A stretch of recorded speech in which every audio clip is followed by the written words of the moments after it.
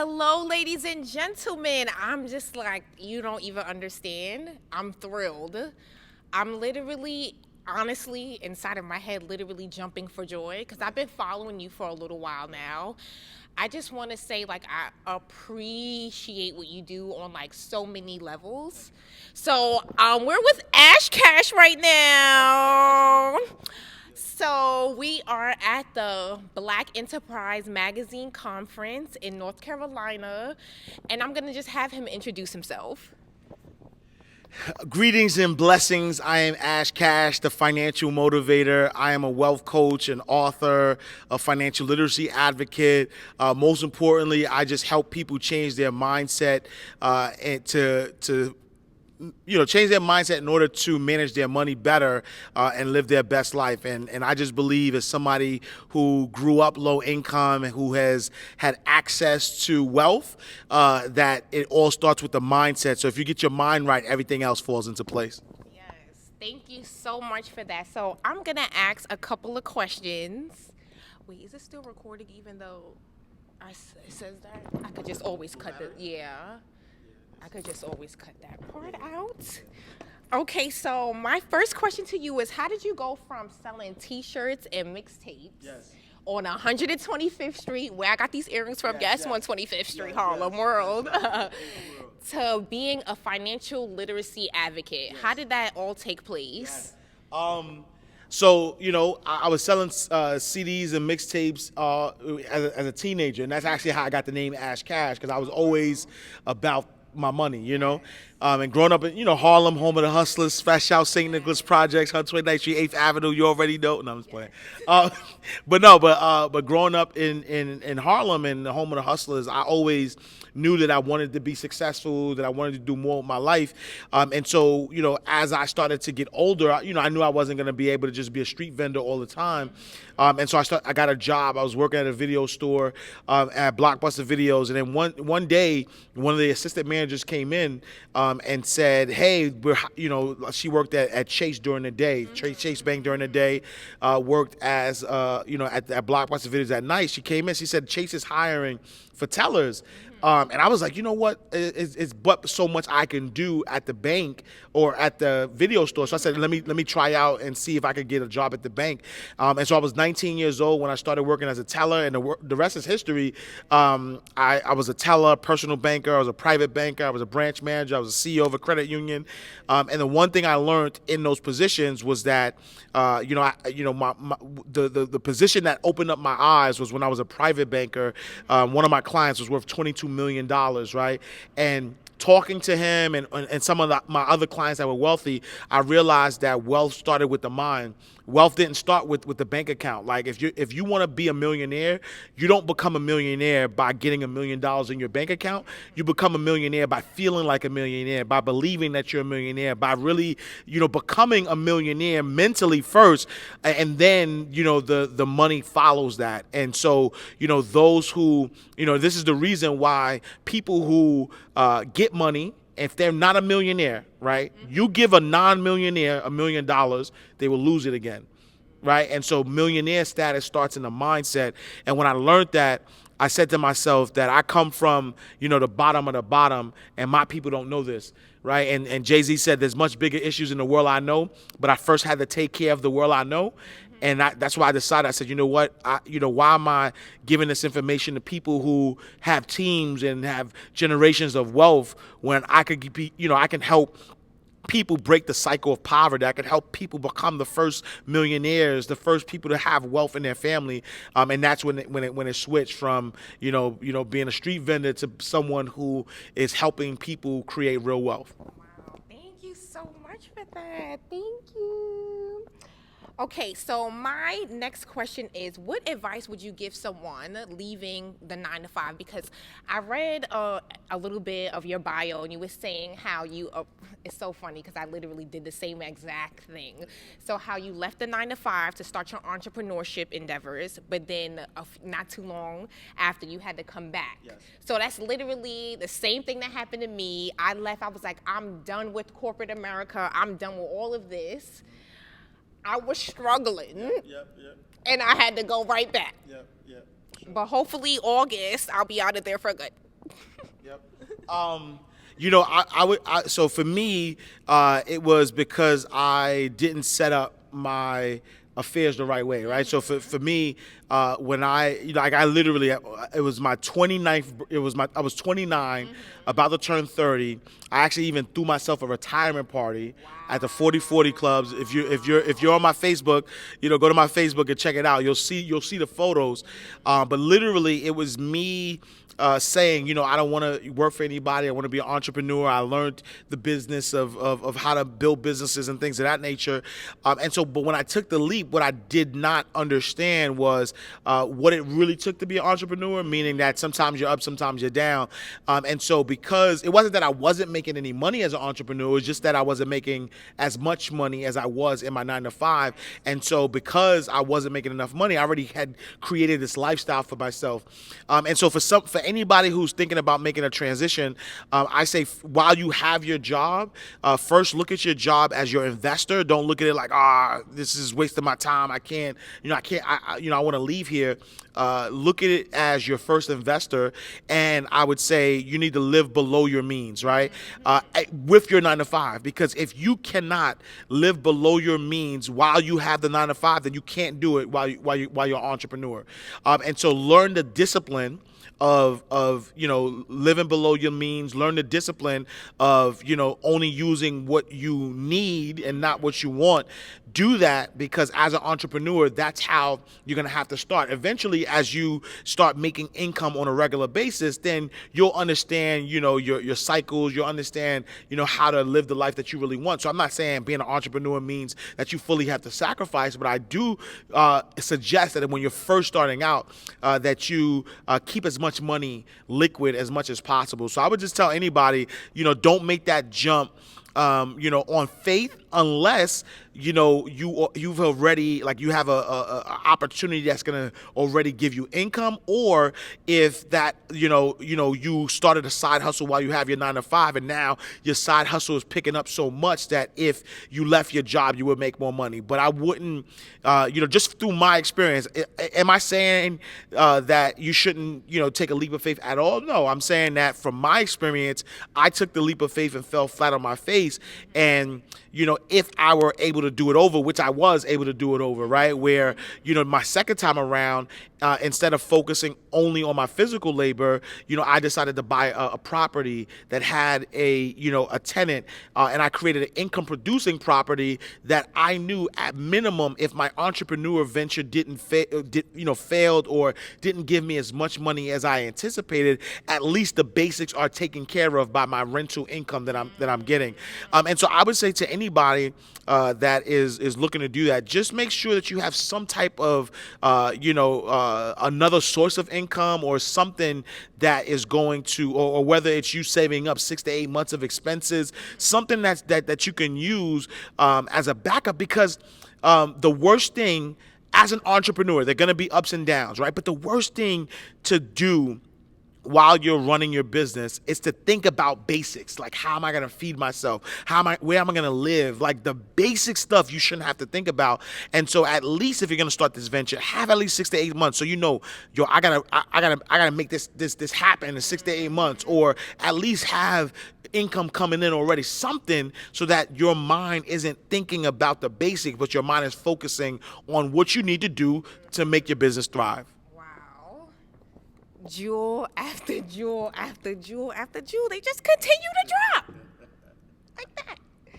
Okay, so I have another question for you, because he is not just a one-time author, not just a 2, not just a 3, but a 4-time author. I got 7 books. You have 7 books? Why did I think it was only 4? No, I have 7 books. Oh my God! He's a 7-time goals. Yes. Big goals. That's fantastic. Well, I actually want to talk a little bit about your book and your 10 laws of financial freedom. Yes. Can you please share some of these laws of financial freedom? Because I know I'm not the only one who's trying to be financially free. Nah, for sure. So MindRight, MoneyRight, 10 Laws of Financial Freedom. I wrote that book in 2009, which I'm actually in the process of updating. because we're in 2019, and so the book is 10 years old, and so I mean the rules still apply, but there's some things that I do want to kind of add to it, right? But some of the laws include mindset, right? And so I talk about the three types of minds, right? You have your conscious mind, your subconscious mind, and your super subconscious mind.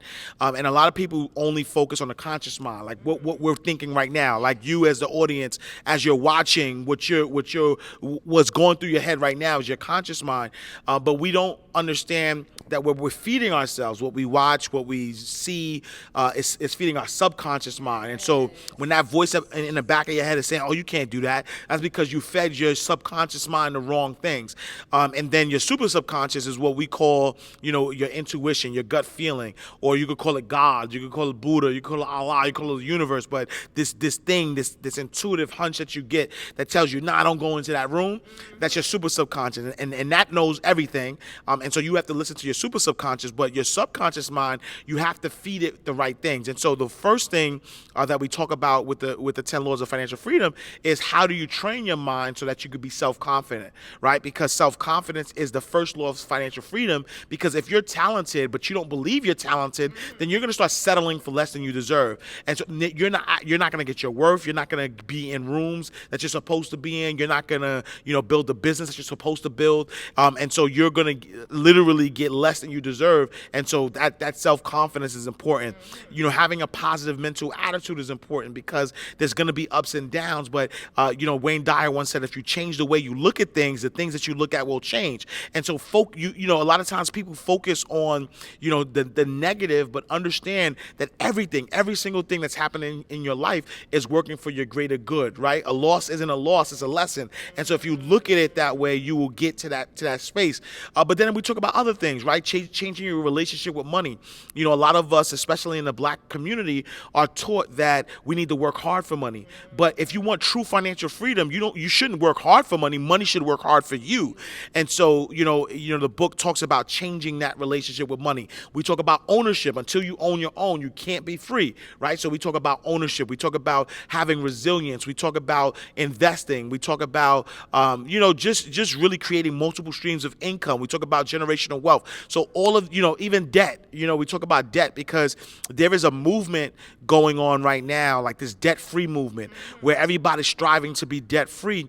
But the truth of the matter, people don't even realize that debt is a wealth-building tool if you use it the right way, right? And so I understand why people are like, "Oh, get out of debt," because it's an emotional thing. But if you can keep your emotions at bay, you would realize that there are ways that you can use debt to actually increase your wealth. And so we talk about all of that. Wow, can you tell us where can we get the book? Please tell us where we can. Yeah, so if you go to my website, IamAshCash.com, you will see everything. You will see, all of my books are there. I have courses. I have a program that I started actually called the MindRight Legacy Program that helps people actually build wealth. And so if people are interested in creating financial freedom and building wealth, if you go to MindRightLegacy.com, you can get that access to the program there. But if you go to my website, IamAshCash.com, everything is there. And then also, all of my, I'm on social media, IamAshCash, all my handles. Thank you so much. I have a couple more questions for you. Thank you so much. Okay, so can you actually tell us a little bit about your MindRight mastermind community? I was also seeing that you have the MindRight money management. You have a lot of things going on. Can you tell us a little bit about that? Yeah, so MindRight Money Management is a company that I started that uses the principles that I teach, right? So the principles of changing your mindset, but blending psychology with personal finance. And some of that is, through music, through pop culture, kind of infusing what's happening on an everyday basis into the financial space.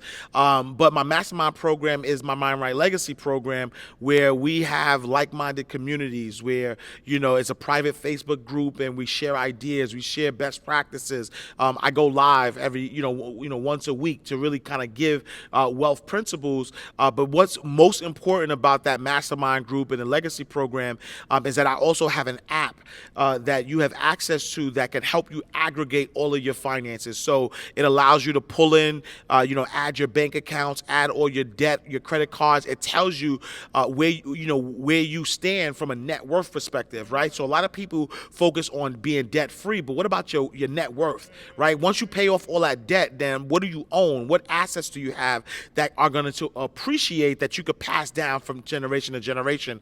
And so our app allows you to track your net worth. If you have investments, to see what your investments are worth. There's a goals feature there where you can add your goals, attach it to an account, and then see where you are. What are the percentage of progress that you're making towards these goals, and how long is it going to take you? And so it's really a company that focuses on mindset first, and then personal finance. Wow. Thank you so much. And how can we get in that? How can we get in that Facebook group? Yeah. Yes, please tell us how. Yeah, once you become a member of the MindRight Legacy program, and if you go to mindrightlegacy.com, once you join the program, you have access to the app, you have access to the Facebook group, you have access to the weekly lives, you have access to the community. It comes all with the membership to the Legacy program. Fantastic. Okay, another question. So, can you tell us, out of all of your major successes, which has been the most important and most profound in your life? It's a great question, and I used to have an answer for it, right? I used to look and say, wow, it was the first time I was on national radio, or the first time I was on television, or the first time I spoke in front of a group of 1,000 people. Recently, I had the privilege and honor to be on the same stage with T.D. Jakes and Dr. Kimbrough, Dennis Kimbrough. But the truth is that I am, as someone who was supposed to be dead or in jail by 25, as somebody who is living a life that is beyond my imagination, like the things that I've been able to accomplish, I never in a million years would have thought of them. I live in the moment. Because at one point when I was going through a lot of these successes, I was so thinking, oh well, if I could do this, then I bet you I could do that, and I wasn't present. And so I was always focusing on what the next thing is, and I think now I'm present, and so it's like asking a parent that has multiple children, who is your favorite child?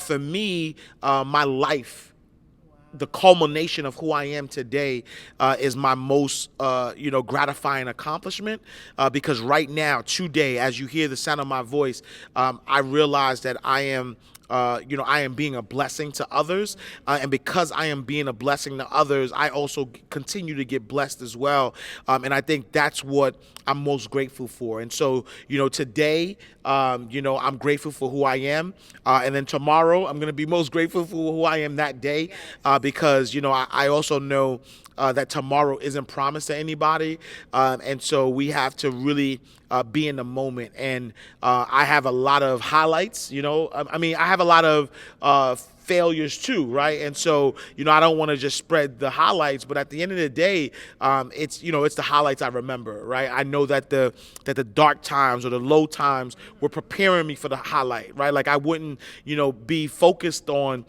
creating multiple streams of income if I didn't almost go through foreclosure or almost get a car repoed, right? Like I wouldn't be able to have a conversation with the kid on the block and be like, yo, this is what it takes to get off the block if I didn't play the block, and if I almost, got in trouble for doing certain things, and so I think just being here has been the highlight, and I continue to, I do have a lot of goals. I have a goal of winning an Emmy for a financial show. I have 7 books. 3 of them were bestsellers, but Amazon.com bestsellers. So I still have a vision of becoming a New York Times bestseller. So there's still things that I want to accomplish, but once I become an Emmy Award winning television host, once I get on the New York Times bestsellers list, I'm not sure if I would look at that any different from when I was number 3 on Amazon for personal finance. I just think that it's going to be an accomplishment that I'm going to celebrate at that moment, and I'm going to continue to live in the moment. Thank you so much for actually bringing up living in the moment, because one reason why I absolutely love you is not just because you teach like financial literacy, it's also because like you are a law of attractionist. If that's what I like to say. Like, so can you please tell me like your take on like the law of attraction and like what, I guess, law of attraction methods do you work to be as successful as you are? Sure. And so, the law of attraction works. I'm a living testament of it, because literally, I don't know if I post this anywhere, but literally, I had a picture of TD Jakes on my vision board, and this year I was actually able to manifest me meeting TD Jakes, me being on the stage as TD Jakes, the same stage as TD Jakes. In fact, I know they didn't announce this yet, but once they roll out more cities, I'll be on that rotation with TD Jakes again, right? And so it's something I literally manifested. So I just believe that the law of attraction, whatever you put out to the universe, you get back. And so, I believe that the law of attraction is real. It's a law that works, but it's not the only law, though, right? And so, I wrote a book actually called MindRight, Life Right, Manifesting Dreams Through the Laws of the Universe. And I focus on that. I talk about the law of attraction. I talk about the law of allowing. I talk about the law of abundance. I talk about all these different laws to, teach people that abundance is your birthright. And you can attract something to you, but if you don't believe you deserve it, you're going to lose it, right? And so it's really the way I've used the law of attraction to manifest my dreams is to, one, I'm intentional about the energy that I put out, because I know that whatever I put out to the universe, I'm going to get back. And I am fully aware, and I'm fully knowledgeable, and I fully accept that there is nothing that I put out to the universe that I won't get back. And so I think time is a human construct, and so I don't put pressure on the universe to say, oh, I did this and now I'm ready for it to come back. I understand that every single thing that's happening in my life is working towards that greater good. That if I put out the energy that I want to be a New York Times bestseller, if it doesn't happen in 2019 and it happens in 2024, then that's what happened. But being in a space where knowing that everything that happened between 2019 and 2024 is what culminated to that happening. And so I don't believe in negative or positive. I always look on the bright side. I don't care. You could take the worst situation ever, and I will tell you that there was some good that came out of it. I'll give you an example. Like, I recently lost my mom. My mom, I'm the youngest of 3. Recently lost my mom this year, and at first, obviously as a human, as a spirit going through the human experience, it hit me hard. But as I thought about my mom, and I thought about the impact that she had with me, the perspective I had was like, nah, you can't be mourning because my mom lived a full life. You can't mourn. You have to actually go a little harder now, because now you are a representation of your mom. Like, now your mom, if you want your mom to live, she has to live through you. And so as somebody might look at it like, oh my God, I'm sorry for your loss, I didn't lose anything, because I have the memories of my mother. I have everything that she imparted with me. And now it's time for me to take it to the next level. And in fact, since the passing of my mom, I feel like, maybe I gained the ancestor who's like, passing on the blessings, but, my blessings have been increased exponentially, right? And it started with that mindset of saying, you know what, I'm not going to look at anything that could potentially be negative. I'm going to look at the bright side of everything.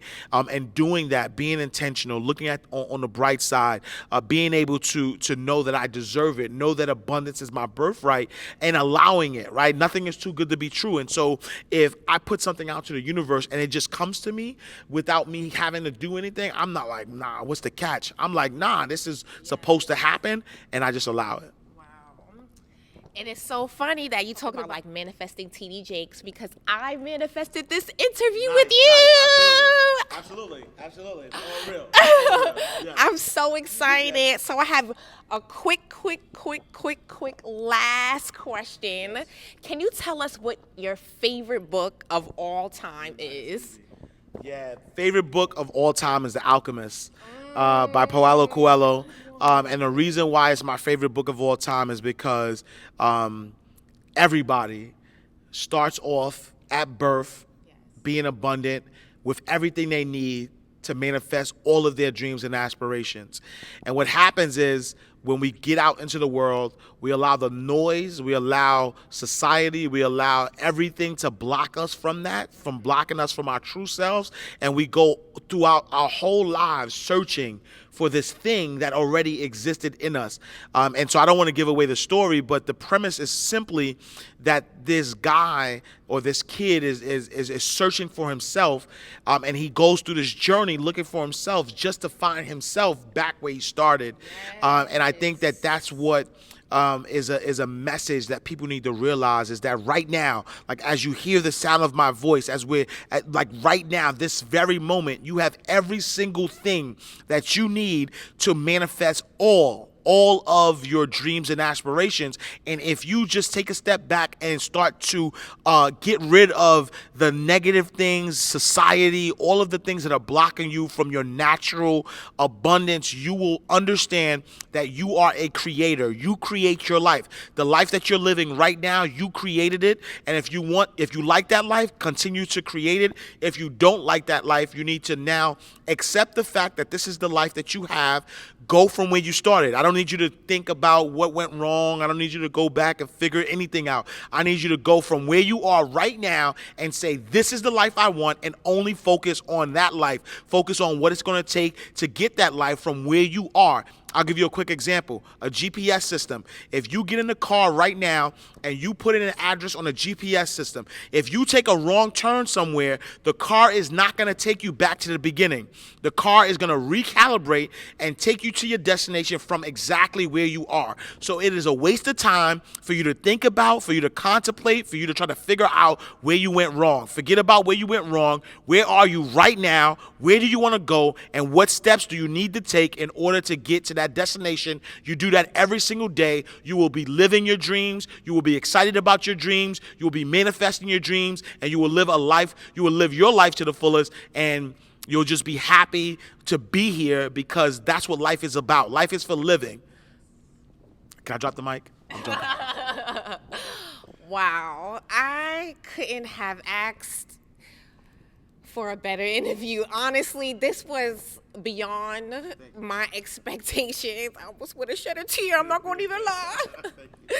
Thank you so much for every jewel that you have dropped.